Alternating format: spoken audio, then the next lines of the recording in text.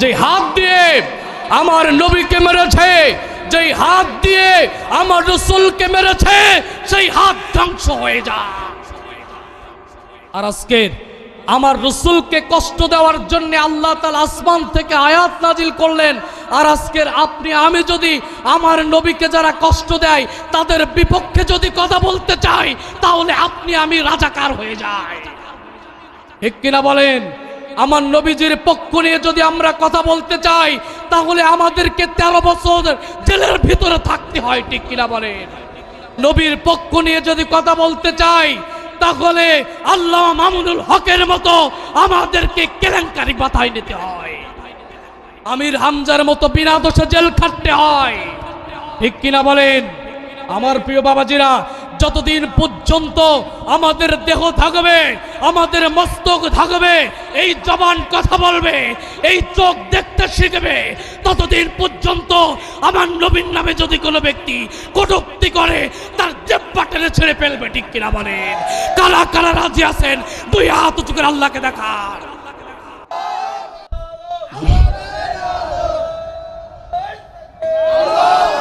এই সূরাতুল কাহাফের 4টা ফজিলাত আছে। কয়টি ফজিলাত?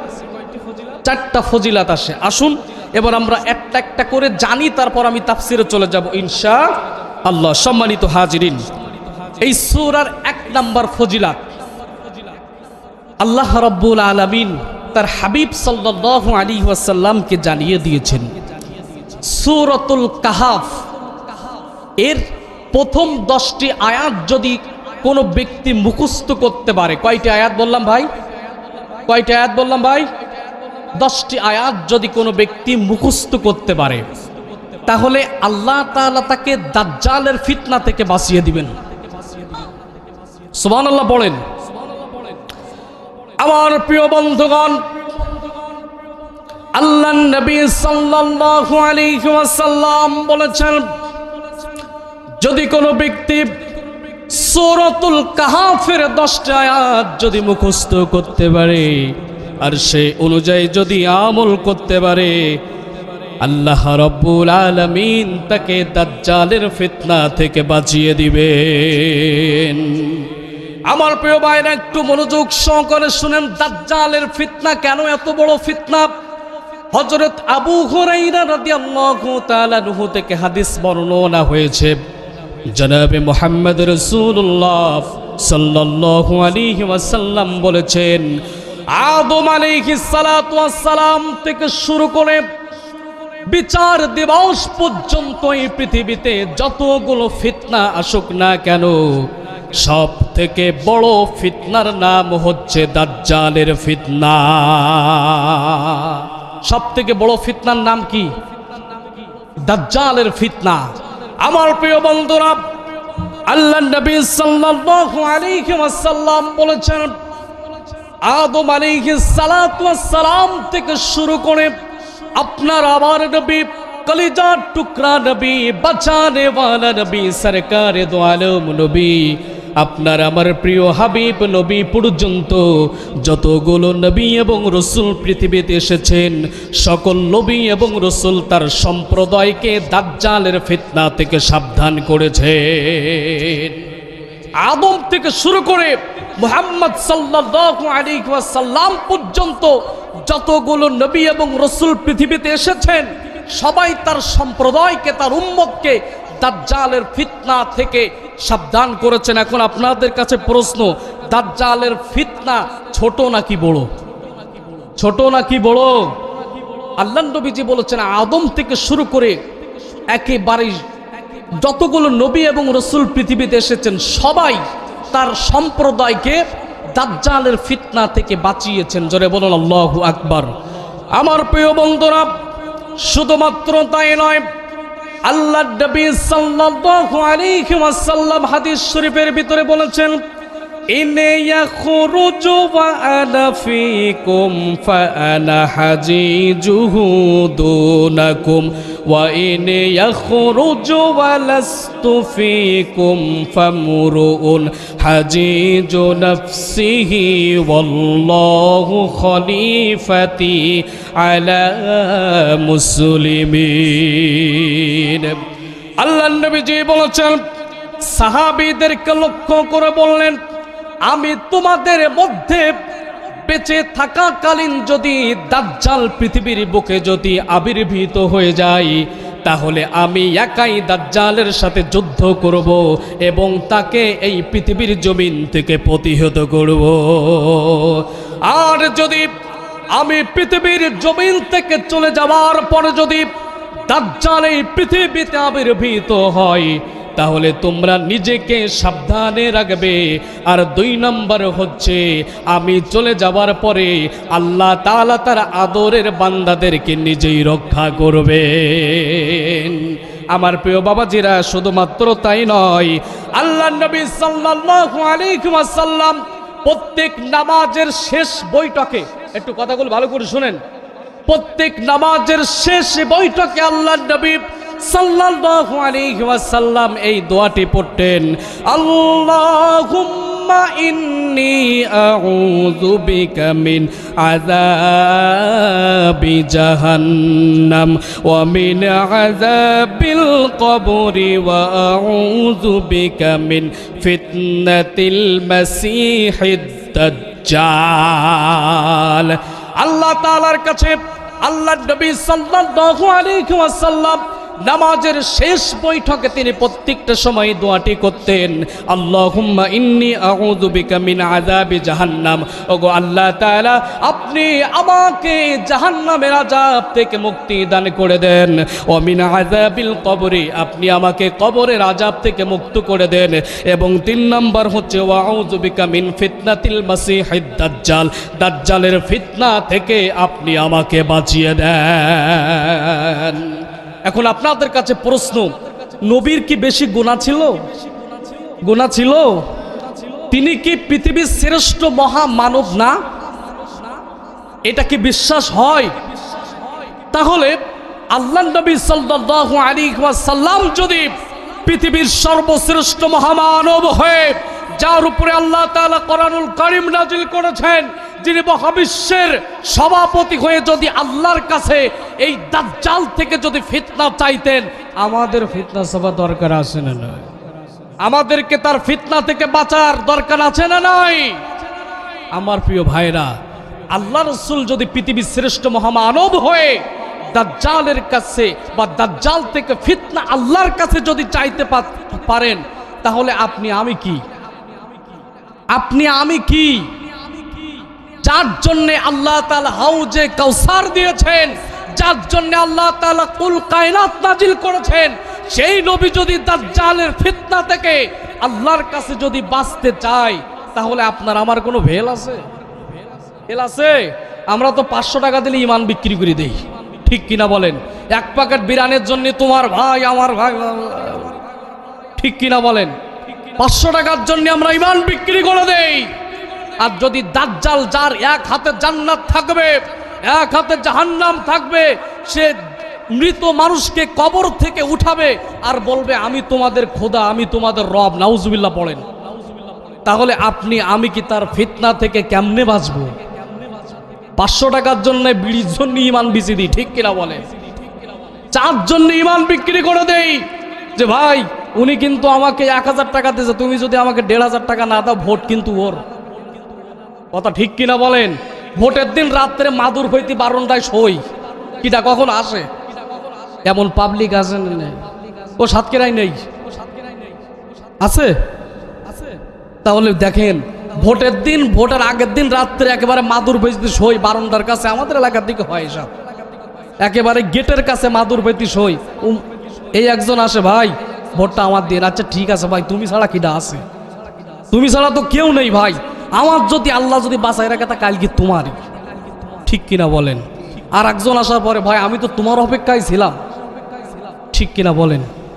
তাহলে দাজ্জাল যেখানে তার হাতে জান্নাত জাহান্নাম দেখাবে, মানুষদেরকে বলবে আমি তোমাদের খোদা মহিয়ান, মানুষ মৃত্যু থেকে আবার সে জীবিত করবে, এবং তার গলায় এমন সাউন্ড হবে, এমন সুর হবে যে সুরির চোটে গর্ভবতী মহিলা পর্যন্ত প্রস্রাব করে ফেলাবে। আল্লাহু আকবার বলেন। সেই দাজ্জালের ফিতনা থেকে আমাদের বাঁচার দরকার আছে না নাই? আছে না নাই? আল্লাহর নবীজি বলেছেন এই দাজ্জালের ফিতনা থেকে বাঁচতে হলে সূরাতুল কাহফের 10টি আয়াত মুখস্থ করো। কয়টি আয়াত? 10টা আয়াত। আমরা পারবো তো ইনশাআল্লাহ? জীবনে তো বহুত কিছু মুখস্থ করলাম ভাই, এই 10টি আয়াতকে আমরা মুখস্থ করতে পারবো না? একটা সাজেশন দিয়ে যাই, প্রত্যেক দিন একটা করে করেন। আলহামদুলিল্লাহিল্লাযী আনজালাল কিতাবা ওয়া লাম ইয়াজআল লাহু ইওয়াজা, এই একটা আয়াত। আলহামদুলিল্লাহিল্লাযী, এর সাথে তো আপনি পরিচিত, এর সাথে তো আপনার পরিচিত।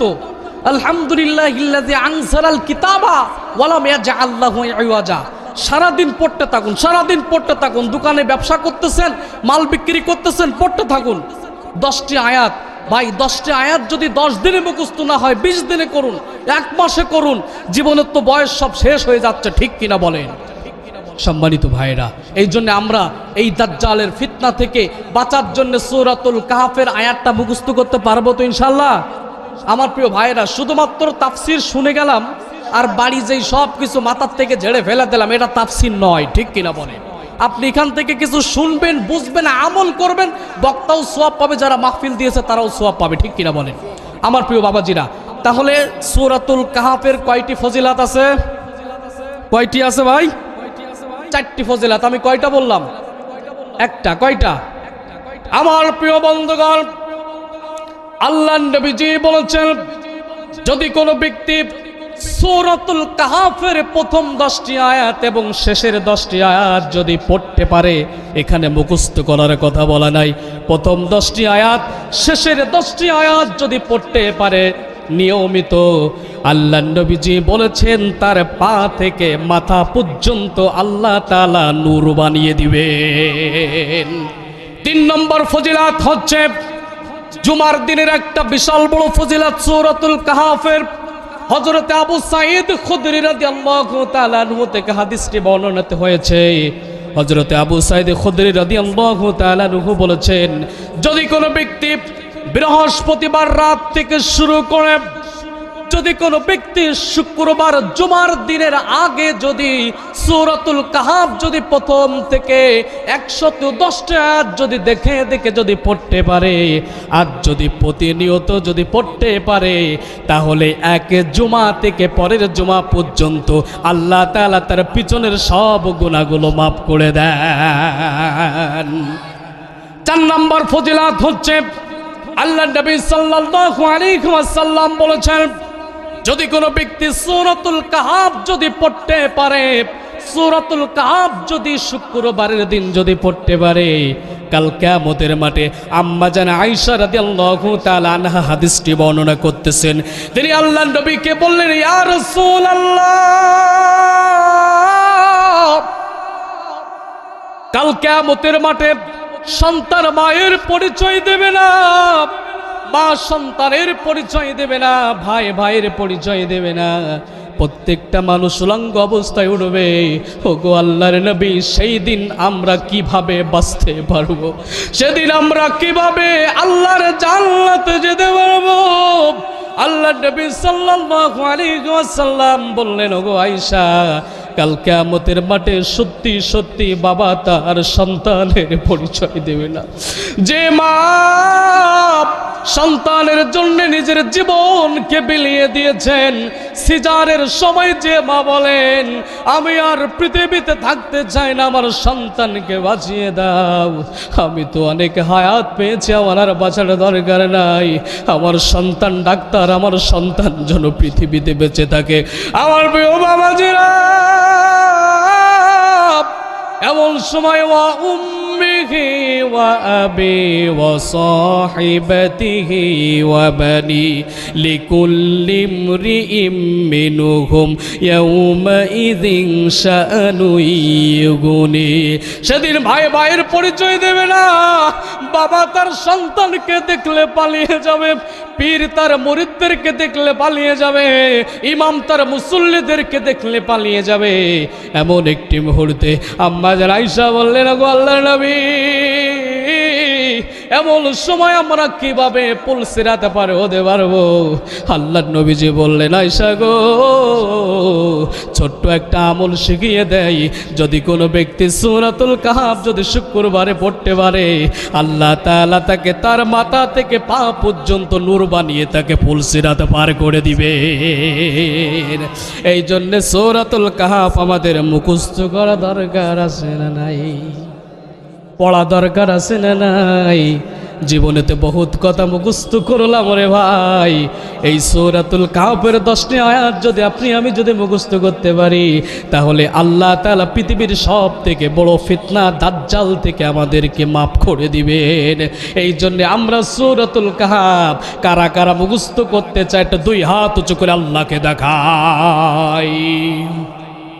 সম্মানিত ভাইরা, এই জন্য সূরাতুল কাহাফ আমরা মুখস্থ করবো। সম্মানিত ভাইরা, আমি প্রথম আপনাদেরকে সূরাতুল কাহাফের পরিচিত করিয়ে দিয়েছি, 2 নম্বর তার ফজিলাত বলেছি।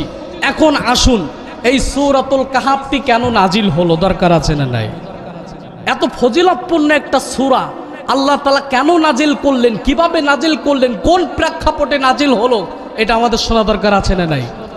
আমার প্রিয় বন্ধুরা, এবার আসুন হৃদয়টাকে, কল্পটাকে একটু আল্লাহর জন্য করে দিন, নবীজির প্রেম অন্তঃকরণে একটু নিয়ে আসুন। আমার প্রিয় বাবাজিরা, এই সূরাতুল কাহাফটি নাজিল হয়েছে কখন একটু শুনুন। আল্লাহ নবীজির জীবনের, মক্কা জীবনের পাঠ হচ্ছে 2টা। কয়টা ভাই?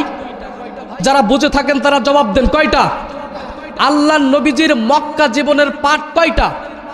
2টা। একটা হচ্ছে শুরু থেকে 40 বছর পর্যন্ত, শিশু বয়স, কিশোর বয়স, যৌবন বয়স, অর্থাৎ 1 থেকে 40 বছর পর্যন্ত একটি পাঠ, আর 40 থেকে 53 পর্যন্ত একটি পাঠ।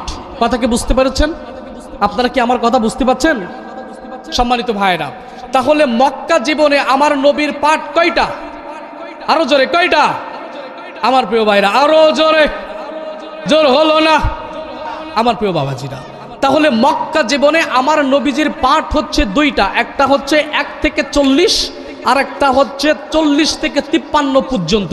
সম্মানিত হাজিরিন, এই 53 বছর পর্যন্ত আমার নবীজি 1 থেকে 40 বছর পর্যন্ত সবার কাছে আল্লাহর ওলি ছিলেন। সুবহানাল্লাহ বলেন। সবাই তাকে বিশ্বাস করতেন, ভালোবাসতেন, সবাই তাকে নাম দিয়েছিল আলামিন। সুবহানাল্লাহ।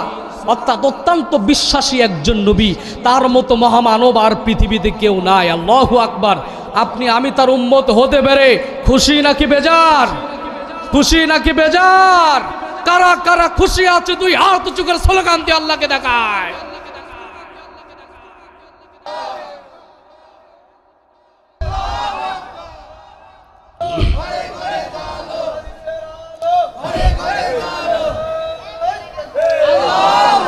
সম্মানিত ভাইরা, এখন যে কথা বলছিলাম সেটা হচ্ছে 1 থেকে 40 বছর পর্যন্ত আমার নবীজি অত্যন্ত ভালো সবার কাছে। এবার যখন 40 বছর বয়সে হীরা গুহায় আমার নবীর উপরে মহাবিশ্বের মহাগ্রন্থ আল কোরআনুল কারীম যখন নাজিল হলো, সাথে সাথে আলামিন মুহাম্মদ পাগল হয়ে গেল। ঠিক কিনা বলেন?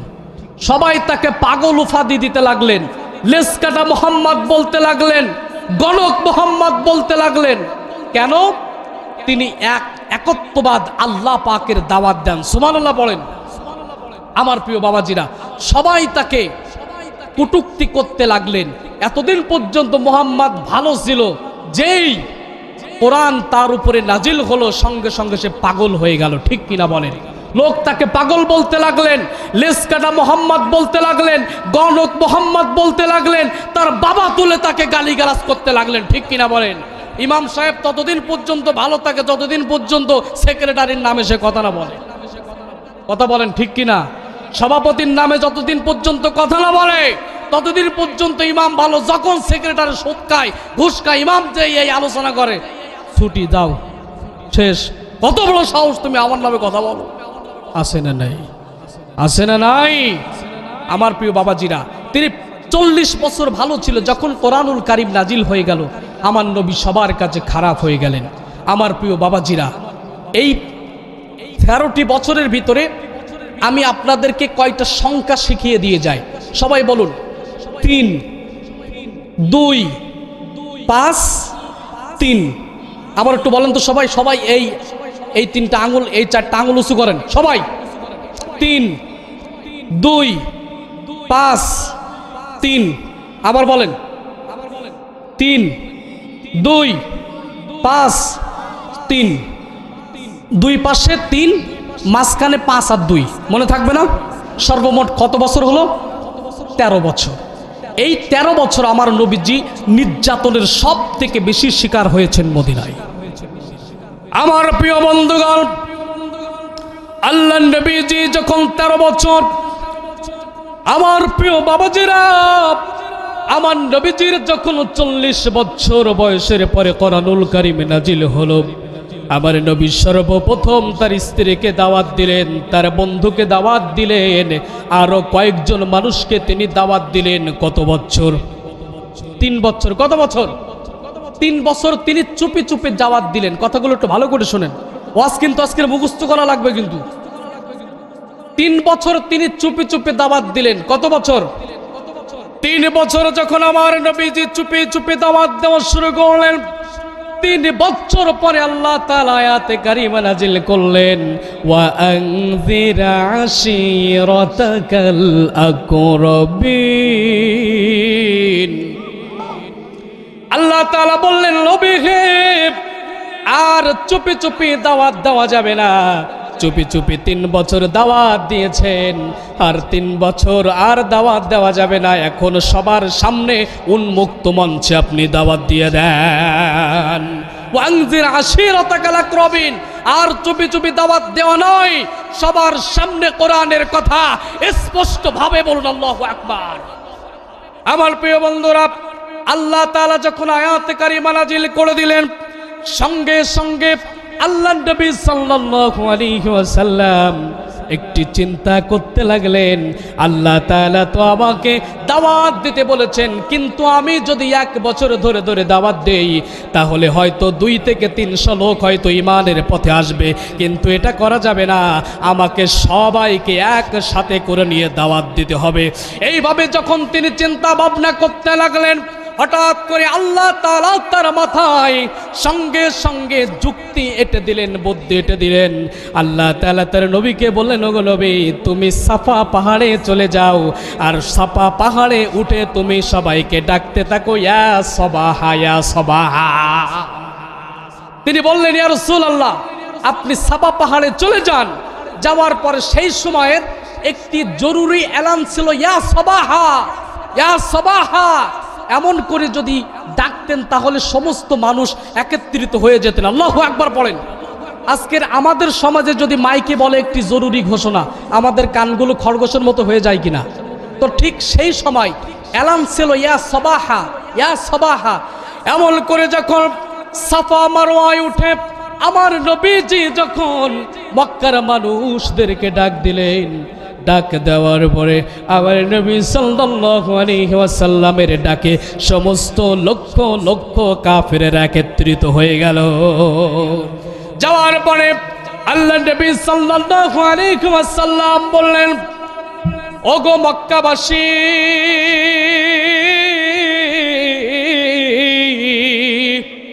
তোমরা কি আমাকে বিশ্বাস করো কি? মক্কাবাসীরা বলল, মুহাম্মদ, আমরা এক বাক্যে তোমাকে বিশ্বাস করি। আল্লাহু আকবার। আমার প্রিয় বাবাজিরা, আল্লাহ নবী সাল্লাল্লাহু আলাইহি ওয়াসাল্লাম তখন বলতে লাগলেন, মক্কাবাসী, আমি যদি এই মুহূর্তে তোমাদেরকে একটি কথা বলি যে এই পাহাড়ের পিছনে বন্দুক ধরে কিছু মাস্তান তোমাদেরকে অ্যাটাক করার জন্য আছে, এটা কি তোমরা বিশ্বাস করবে? তারা সাথে সাথে বলল, হ্যাঁ, আমরা বিশ্বাস করব। আল্লাহ নবী সাল্লাল্লাহু আলাইহি ওয়াসাল্লাম তাদেরকে লক্ষ্য করে বললেন, এর থেকে খারাপ সংবাদ যদি তোমাদেরকে দেই, তোমরা কি বিশ্বাস করবে? তারা বলল, হ্যাঁ, বলো বলো।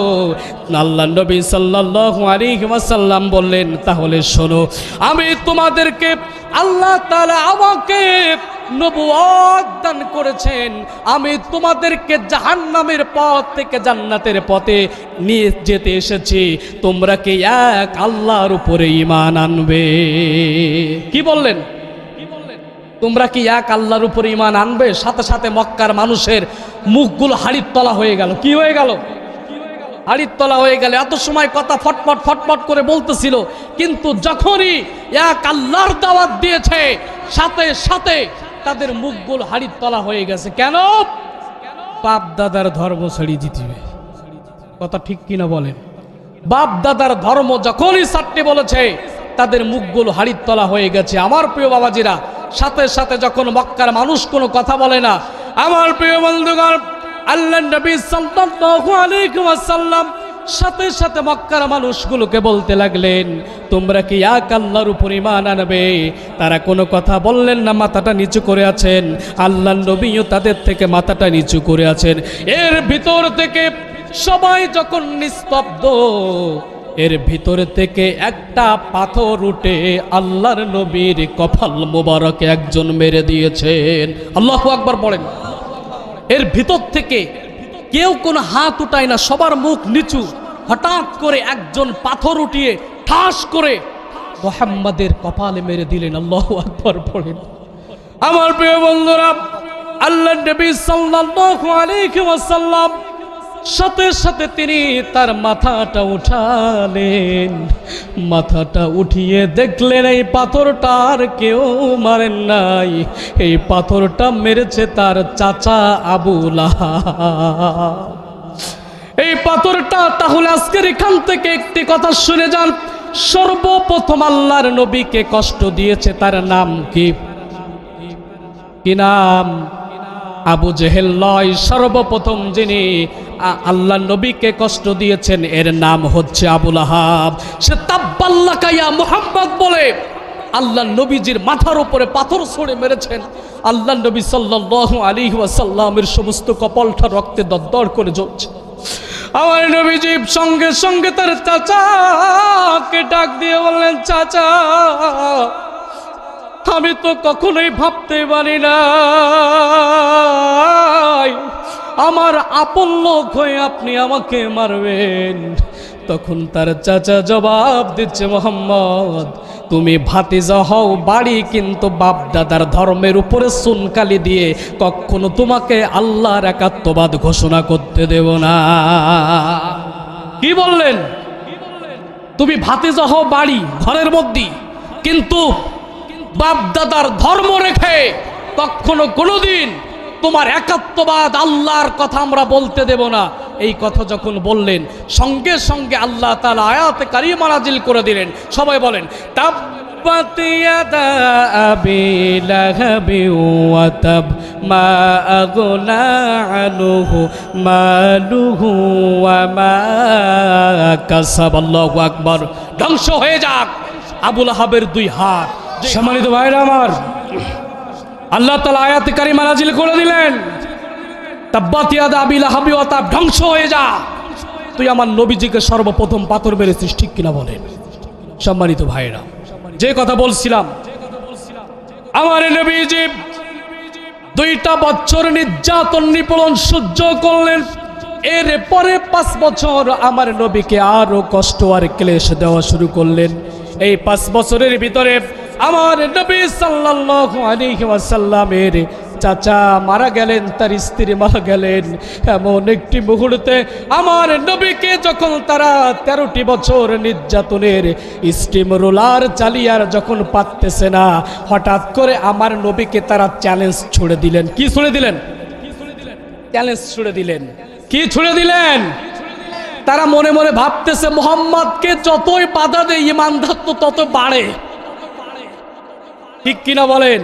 জেলে একজনকে ঢুকায় আরো তো দিনের কথা বেশি বাড়ে। ঠিক কিনা বলেন? জেলে একজনকে প্রথমে ঢুকাইছিল, এরপরে দেখে ঘরে ঘরে বক্তা। ঠিক কিনা বলেন? আমরা তো আল্লামার ওয়াজ শুনে শুনে বক্তা হয়েছি। ঠিক কিনা বলেন? সম্মানিত ভাইরা, তারা মনে করেছিল একজনকে হয়তো যদি জেলের ভিতরে আটকে রাখতে পারি তাহলে হয়তো আর কেউ বক্তা হবে না। কিন্তু এখন তাকিয়ে দেখেন, গোটা বিশ্বের দিকে তাকিয়ে দেখেন, গোটা বিশ্বের মসজিদগুলোর দিকে তাকিয়ে দেখেন, যেখানে মসজিদ সেখানে বক্তা। ঠিক কিনা বলেন? সাতক্ষীরায় আছে প্রায় 1000-এর অধিক বক্তা, নাম করা বক্তা তারা। সম্মানিত ভাইরা, এই জন্যে তারা চেয়েছিল ইমানকে মুছে দিতে, সাথে সাথে তারা দেখে ইমান আরো বাড়ে। ইমানদার আরো বাড়ে। ঘটনা কি? এরপরে তারা একটা কূট কৌশল তৈরি করলেন। আপনাদের কি খারাপ লাগতেছে নাকি? খারাপ লাগতেছে? সম্মানিত ভাইরা, তারা একটা কূট কৌশল তৈরি করলেন। কি কূট কৌশল? সেটা হচ্ছে, যখন মুহাম্মদকে কোনো মতেই থামানো যায় না, তারা চিন্তা করলেন আর বললেন, চলো আমরা মদিনায় যাই, কারণ আমাদের ভিতরে ফটর ফটর করার লোক বলছে, শিক্ষিত লোক নেই। ঠিক কিনা বলেন? আমাদের ফটর ফটর করার লোক আছে, কিন্তু শিক্ষিত লোক নেই, কোনো আলেম নেই। মুহাম্মদ সম্পর্কে যদি জানতে হয় তাহলে ইয়াসরিবে যেতে হবে। মদিনার অপর নাম কি? ইয়াসরিব। মদিনার অপর নাম কি? ইয়াসরিব। আমার প্রিয় বন্ধুরা, এই ইয়াসরিবে দুইজন লোক চলে গেল। একজন হচ্ছে উকবা ইবনে আবু মুঈদ। নাম কি বললাম? উকবা ইবনে আবু মুঈদ। আর 2 নম্বর হচ্ছে নজর ইবনে হারেসা। এই দুইজন ব্যক্তি মদিনায় চলে গেল। মদিনায় যাওয়ার পরে তারা একজন ইহুদি আলেমকে বললেন, মক্কার জমিনে এমন একজন ব্যক্তির আবির্ভাব হয়েছে, তিনি 40 বছর পর্যন্ত ভালো ছিল, কিন্তু 40 বছর বয়সে তার মাথায় ভূত চেপেছে। নাউজুবিল্লাহ বলেন। আমার প্রিয় বন্ধুরা, 40 বছর পর্যন্ত ভালো ছিল, কিন্তু 40 বছরের পরে সে আবল তাবল একটা কথা বলতেছে, আমরা কিছুই বুঝতে পারতেছি না। এই মানুষটাকে পরীক্ষা করার জন্য কিছু কূট কৌশল আমাদেরকে শিখিয়ে দেন। কয়জন গেল? আমার প্রিয় বন্ধুরা, উকবা ইবনে আবু মুঈত আর নজর ইবনে হারেসা ওই ইহুদি পণ্ডিতের কাছে যখন গেলেন, যাবার পরে ইহুদি পণ্ডিত তাদেরকে বললেন, আমি তোমাদেরকে 3টা প্রশ্ন শিখিয়ে দেই, এই 3টা প্রশ্ন যদি তোমরা তার কাছে করতে পারো আর সে যদি সঠিকভাবে যদি উত্তর দিতে পারে, তাহলে তোমরা বুঝবে সে একজন নবী, আর যদি সে উত্তর না দিতে পারে তাহলে সে ভণ্ড। আমাদের সমাজে ভণ্ড আছে না নাই? আছে না নাই? সম্মানিত ভাইরা, ওই ইহুদি পণ্ডিত তাদেরকে বললেন, তোমরা মক্কায় চলে যাও। যাওয়ার পরে তার কাছে 3টা প্রশ্ন করবে। কয়টা? আরো জোরে, জোর হলো না। 3টা প্রশ্ন করবে। এই 3টা প্রশ্নের ভিতরে 1 নম্বর প্রশ্ন হচ্ছে, আসহাবে কাহাফের 7 জন যুবকের কথা বলো। আর 2 নম্বর হচ্ছে রুহু কি। আর 3 নম্বর হচ্ছে কোন সেই ব্যক্তি, যেই ব্যক্তি তামাম পৃথিবী যিনি ভ্রমণ করে বেড়াতেন। কয়টা প্রশ্ন?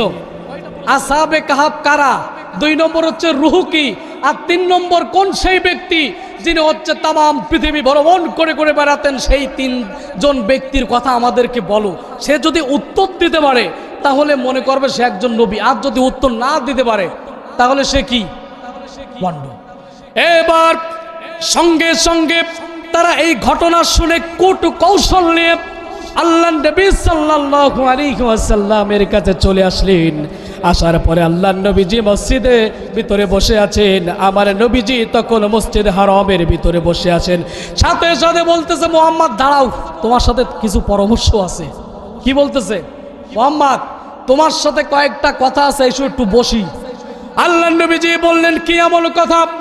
তিনি বললেন, মুহাম্মদ রে, আমরা তোমার কাছে 3টা প্রশ্ন করতে চাই। তুমি যদি 3টা প্রশ্নের যদি সঠিক উত্তর দিতে পারো তাহলে আমরা অবশ্যই অবশ্যই তোমার কালিমা পড়ে মুসলমান হয়ে যাব। এবার আল্লাহ নবীজি বললেন, বলো সেই 3টা প্রশ্ন কি? সাথে সাথে তারা বললেন, কোন সেই 7 জন যুবক যারা আসহাবে কাহাফ নামে পরিচিত, এই 7 জন যুবকের বর্ণনা আমাদেরকে দাও। আর 2 নম্বর হচ্ছে রুহু কি জিনিস আমাদেরকে বলো। আর 3 নম্বর হচ্ছে কোন সেই ব্যক্তি যিনি পৃথিবী ভ্রমণ করতেন। কয়টা প্রশ্ন করলেন? 3টা প্রশ্ন করলেন। এবার আল্লাহ নবী সাল্লাল্লাহু আলাইহি ওয়াসাল্লাম বললেন, এটা আমি তোমাদেরকে আগামীকাল উত্তর দেব। আল্লাহু আকবার বলেন। কি বললেন? আগামীকাল উত্তর দেব। আমার প্রিয় বন্ধুরা, আল্লাহ নবী সাল্লাল্লাহু আলাইহি ওয়াসাল্লাম যখন বললেন আমি তোমাদেরকে আগামীকাল উত্তর দেব, আগামীকাল ঠিকই তার পরের দিন কাফেরেরা নবীজির কাছে উপস্থিত। কই বলো, 3টা প্রশ্নের উত্তর দাও। আল্লাহ নবীজি কোনো কথা বলতে পারেন না, কারণ আল্লাহ নবী তো ওহী ছাড়া কোনো কথা বলেন না। ঠিক কিনা বলেন? আমার প্রিয় ভাইয়েরা, আল্লাহ নবী সাল্লাল্লাহু আলাইহি ওয়াসাল্লাম বললেন, আজকের হবে না, আগামীকাল এসো, আমি তোমাদেরকে আগামীকাল উত্তর দেব। কি বললেন? আগামীকাল আবার আসো, আমি তোমাদেরকে উত্তর দেব। কিন্তু তারা আগামীকাল আবারও আসলেন। এমন করে তিনারা 14 দিন আসলেন। কয়দিন? 14 দিন আসলেন, কিন্তু আল্লাহ নবীজি কোনো কথা বলতে পারেন না, কোনো প্রশ্নের জবাব তিনি দিতে পারেন না। এখন আপনাদের কাছে প্রশ্ন, এখন নবীর প্রতি তাদের সন্দেহ বাড়ছে নাকি কমছে? কারণ তিনি তো প্রশ্নের উত্তর দিতে পারতেছে না, তিনি তো কোনো প্রশ্নের উত্তরও দিতে পারেন না। সন্দেহ বাড়ছে নাকি কমছে? আমার প্রিয় বাবাজিরা, কারণ আল্লাহ নবীজি সাল্লাল্লাহু আলাইহি ওয়াসাল্লাম কোনো কথা আসমান থেকে ওহী না আসা পর্যন্ত তিনি কোনো কথা বলতেন না। আল্লাহ তাআলা বললেন, ওয়া মা ইয়ানতিকু আনিল হাওয়া ইন হুয়া ইল্লা ওয়াহয়ু ইউহা। আল্লাহ তাআলা বলেন, আমার নবী কোনো মন গড়া কোনো কথা বলেন না, যা বলেন আসমান থেকে নাজিল হওয়ার পরে তিনি বলেন। আর যদি আমার নবী যদি আমার নামে যদি কোনো কথা যদি বানিয়ে বানিয়ে বলতেন, আমার নামে যদি কোনো কথা তিনি মন গড়া বলতেন, ওয়ালাউ তাকাওয়ালা আলাইনা বা'দাল আকাবিল লা আখাযনা মিনহু বিল ইয়ামিন সুম্মা লাকাত'না মিনহুল ওয়াতিন। আল্লাহ তাআলা বললেন, আমার নবী যদি কোনো কথা যদি তিনি বানিয়ে বানিয়ে বলতেন, তাহলে আমি তার ডান হস্তদ্বয়কে চেপে ধরে তার কণ্ঠনালীকে আমি টেনে ছেড়ে ফেলে দিতাম। সে যদি কোনো কথা বানিয়ে বানিয়ে বলতেন, তাহলে আমি তার কণ্ঠনালীকে টেনে ছেড়ে ফেলে দিতাম। তাহলে আমার নবীজির ভয় আছে না নাই? ভয় আছে না নাই? আমার প্রিয় বন্ধুরা, 15 দিন কোনো ওহী আসে না। কয়দিন? বলেন, 15 দিন কোনো ওহী আসে না। 15 দিন পরে আল্লাহ তাআলা আয়াতে কারিমা নাজিল করলেন জিবরাইলের মাধ্যমে। আল্লাহ তাআলা বললেন, ওয়ালা তাকুলান্না লিশাইইন ইন্নী ফাইলুন যালিকা গাদা। ও নবী হে, তুমি যখন কোনো কথা বলবে, তুমি বলবে ইনশাআল্লাহ। কি বলবে? ইনশাআল্লাহ। কারণ আমার আল্লাহ যদি চায়, ইল্লা আইয়াশা আল্লাহ, আমার আল্লাহ যদি চায় তাহলে আমি আগামী কাল বলবো। ঠিক কিনা বলেন? আমার নবীজি কি বলতে ভুলে গেছিলেন? ইনশাআল্লাহ বলতে ভুলে যাওয়ার কারণে কয়দিন ওহী আসেন নাই? 15 দিন ওহী আসে নাই। আমার প্রিয় বাবাজির, আজকে আমরা তো ইনশাআল্লাহ ঠিক জায়গায় বলতে পারি না। ভাই কেমন আছেন? ইনশাআল্লাহ ভালো আছি। ঠিক কিনা বলেন? ভাই ভাত খেয়েছেন? ইনশাআল্লাহ খেয়েছি। ভাই কি অবস্থা? ইনশাআল্লাহ ভালো। ঠিক কিনা বলেন?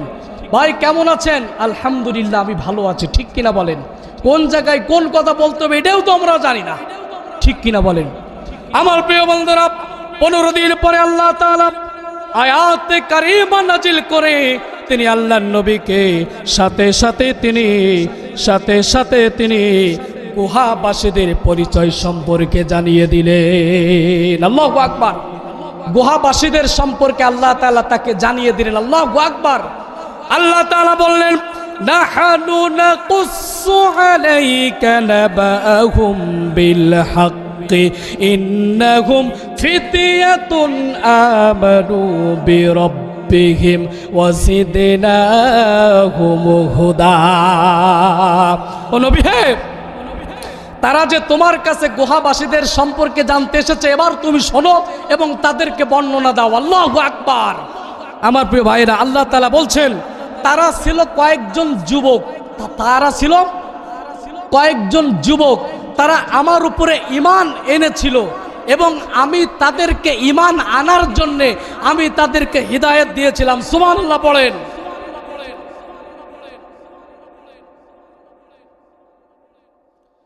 আমার প্রিয় বাবাজিরা, তাহলে আল্লাহ তাআলা তার রাসূলকে বলতেছেন, এবার তুমি বলো, নাহনু নাকুসসু আলাইকা নাবাহুম বিল হক ইন্নাহুম ফিতয়াতুন আমানু বিরাব্বিহিম ওয়াজিদনাহুম হুদা। ও রাসূল, তুমি তাদের বর্ণনা দাও, তারা ছিল কয়েকজন যুবক। কয়জন যুবক? 7 জন যুবক। তারা আমার উপরে ঈমান এনেছিল। ঈমান আনার পরে আমি তাদেরকে হিদায়াত দিয়েছিলাম এবং আমি তাদেরকে সম্মানিত করেছিলাম। আল্লাহু আকবার। এবার আল্লাহ তাআলা বলতেছেন, আল্লাহ নবীজির সাল্লাল্লাহু আলাইহি ওয়াসাল্লামের জন্মের 400 বছর আগের ঘটনা এটা। কয়শো বছর? 400 বছর আগের ঘটনা এটা। সম্মানিত ভাইয়েরা, কয়শো বছর? 400 বছর আল্লাহ তাআলা বর্ণনা দিচ্ছেন। কিন্তু সম্মানিত ভাইয়েরা, আল্লাহ তাআলা বলতেছেন আল্লাহ নবীজির সাল্লাল্লাহু আলাইহি ওয়াসাল্লামের 400 বছর আগের ঘটনা। রোম সাম্রাজ্যের অধিভুক্ত একটি অঞ্চল ছিল। এই অঞ্চলের একজন বাদশা ছিল যার নাম হচ্ছে দাকিয়ানুস। কি নাম বললাম? দাকিয়ানুস। কি নাম বললাম ভাই? দাকিয়ানুস। এই দাকিয়ানুস অত্যন্ত জালিম ছিল এবং নিষ্ঠুর ছিল এবং মূর্তি পূজক ছিল। আমার প্রিয় বাবাজিরা, একটা কথা অত্যন্ত স্পষ্ট ভাষায় শুনে নেন, যারা জালিম এদের বৈশিষ্ট্য 3টা। কয়টা? একটু জোরে বলেন, কয়টা? এই পাশের তো যারা কথা বলছেন, আপনারা কি কথা বলতে পারেন? জালিমের কয়টা বৈশিষ্ট্য? কয়টা বৈশিষ্ট্য? 3টা বৈশিষ্ট্য। সম্মানিত ভাইয়েরা, আপনি এই পৃথিবীতে যত জালিম আছে তাদের ব্যাখ্যা বিশ্লেষণ তাদের জীবনে ঘাটুন এবং দেখুন এই 3টা তাদের জীবনে আছে। 1 নম্বর তারা হচ্ছে জালিম। 1 নম্বর কি? 2 নম্বর হচ্ছে নিষ্ঠুর। 2 নম্বর কি? 3 নম্বর হচ্ছে তারা মূর্তি পূজক। কয়টা বললাম? কয়টা বললাম? কয়টা? এবার আপনারা বলেন 1 নম্বর কি, 2 নম্বর, 3 নম্বর মূর্তি পূজক। এই পৃথিবীতে যত জালিম এসেছে এই জালিমদের জীবনে ঘটুন, ইতিহাস ঘটুন, দেখুন এই 3টা বৈশিষ্ট্য তাদের জীবনে আছে। তারা জালিম, নিষ্ঠুর এবং মূর্তি পূজক। কত বড় জালিম হলে পরে মুসা আলাইহিস সালাতু ওয়াস সালামের জন্ম হতে দেবে না বলে তারা ফিরাউন আদেশ করলেন, লক্ষ লক্ষ শিশুর গলাকে টিপে তারা হত্যা করেছেন। ঠিক কিনা বলেন? আমার প্রিয় বাবাজিরা, শোনেন একটা উদাহরণ। বাড়ি কোথায়? বলে কলরোয়ায়। বিয়ে হয়েছে কোথায়? তালায়। থাকো কোথায়? সুরুলিয়ায়। সাথে সাথে ডাক্তারকে দিয়ে পরীক্ষা করে বলতেছেন এই মেয়ের পেটে কত বছরের বাচ্চা, সাথে সাথে বলতেছে 3 মাসের বাচ্চা। সাথে সাথে ফিরাউন আদেশ করলেন কল্লা কেটে দাও। কত বড় জালিম! কি জাতের জালিম! জাতের জালিম! শুধুমাত্র তাই নয়, ইব্রাহিম আলাইহিস সালাতু ওয়াস সালামের মতো জীবন্ত পয়গম্বরকে তিনি আদেশ করলেন তাকে আগুনে ফেলে দাও। ঠিক কিনা বলেন? জাতের জালিম! জাতের জালিম! কত বড় জালিম হলে পরে নিজের জনগণের ট্যাক্সের টাকা দিয়ে, নিজের জনগণের রক্তের ঘাম ঝরানো টাকা দিয়ে বুলেট কেনে, তারপরে বন্দুক কেনে, হেলিকপ্টার থেকে গুলি করে শিশুদেরকে পশুর মতো হত্যা করেছে। ঠিক কিনা বলে? কি জাতের জালিম! কি জাতের জালিম! কত বড় জালিম হলে পরে শুধুমাত্র তাই নয়, নিজেই ফাঁসির রায় দিয়েছে, কিন্তু ফাঁসির রায়টা পরে এটা তার সহ্য হচ্ছে না, নিজে জেলের ভিতরে ঢুকে তাকে করাত দিয়ে হত্যা করে তার লাশের উপরে বসে আবার বাসায় এসে মদ মাস্তি করেছে এই রাক্ষসে। ঠিক কিনা বলে? জাতের জালিম! জাতের জালিম! জাতের জালিম! চিন্তা করতে পারেন আপনি? চিন্তা করা যায়? আমার প্রিয় বাবাজিরা, ইসলাম অত সহজে পৃথিবীতে আসেন নাই। যারা যারা হচ্ছে জালিমেদের বৈশিষ্ট্য কয়টা? কয়টা বৈশিষ্ট্য? আপনি পৃথিবীর সূচনা লগ্ন থেকে যতগুলো জালিম আছে আপনি চিন্তা ভাবনা করে দেখেন এবং তার ব্যাকগ্রাউন্ড গুলো ঘটুন, দেখুন একেবারে এই 3টা তার সাথে মিলে যাবে। আমার প্রিয় বাবাজিরা, তাদের 1 নাম্বার হচ্ছে তারা মূর্তি পূজক। ঠিক কিনা বলেন? আমার প্রিয় বাবাজিরা, মূর্তি পূজক যদি না হয় তাহলে শাইখুল হাদিস ইবনে শাইখুল হাদিস আল্লামা মামুনুল হক সাহেব শুধুমাত্র ভাস্কর্যের বিরুদ্ধে কথা বলার জন্য তাকে বিনা দোষে জেল কাটতে হয়েছে। ঠিক কিনা বলেন? ভাস্কর্যের বিরুদ্ধে কথা বলার জন্য আপনার আমার প্রিয় নেতা মুফতি জসিম উদ্দুর রহমানকে বিনা দোষে জেল কাটতে হয়েছে। ঠিক কিনা বলেন? সম্মানিত ভাইরা, মুফতি আমির হামজাকে বিনা দোষে 3 বছর জেল কাটতে হয়েছে। আপনার আমার নেতা একবিংশ শতাব্দীর শ্রেষ্ঠ মুজাদ্দিদ, তিনি চেয়েছিলেন এই পৃথিবীর জমিনে কোরআন দিয়ে এই সমাজ চলুক, কোরআন দিয়ে বিচার বিশ্লেষণ চলুক, কোরআন দিয়ে পৃথিবী চলুক, কোরআন দিয়ে বাংলাদেশ চলুক। কিন্তু এই নাস্তিক সেটা মেনে নেয় নাই, ঠিক কিনা বলে? তাকে বিষের আঘাতে 13টি বছর কারাগারে রেখে তাকে বিষের আঘাতে হত্যা করেছে, কিন্তু তাকে ছেড়ে দেয় নাই, ঠিক কিনা বলে? এই জালিম এই পৃথিবীর জমিন থেকে চলে যাবে। আপনারা কারা কারা খুশি আছেন? আল্লাহু আকবার বলে।